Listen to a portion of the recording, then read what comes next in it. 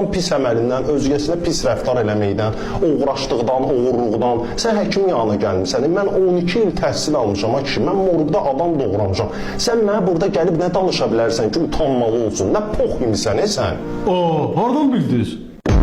Olcucanı atmışam həyətə, onlarla məşğulam. Toyuq sizə demişkən ay dayı, yadıma bir dənə meyxana düşdü.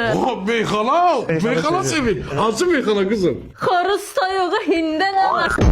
Ata bezmişəm sizin əlinizdən. Sən heç nə mənə lazım deyil. Nə maşının, nə evin, nə pulun. O deyil Məhəmməd hər şeydən yaxşı baxacaq mənə. Mən ev də alacaq, maşın da alacaq, yaxşı da saxlayacaq. Bezmişəm o yüzden. Dəqiq, sən narahat ol da mənə.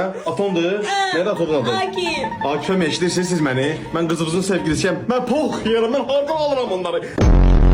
Sizin məhlənizdə bitən gül olsaydı mən dərərdin. Yox, dərməzdim. Niyə dərməz? Bir də mamam dərmək istədi. Yox, heç kim icazə vermərəm dərs. Yəni anda baxardın da hə? Baxardım mən, su verərdim, gübrə verərdim ki, böyüyəsən. Gübrə verərdin. Yəni mənim demə buğda gəldin. Pox hızlı gün, gübrə. Gübrə də buğdu da. Gülün dibinə niyə buğda gürlər? Buğ qoydun söhbətə. Ay Günay, yox insan, bu qız mənə məsələmə pox qoyur, Allah'ım.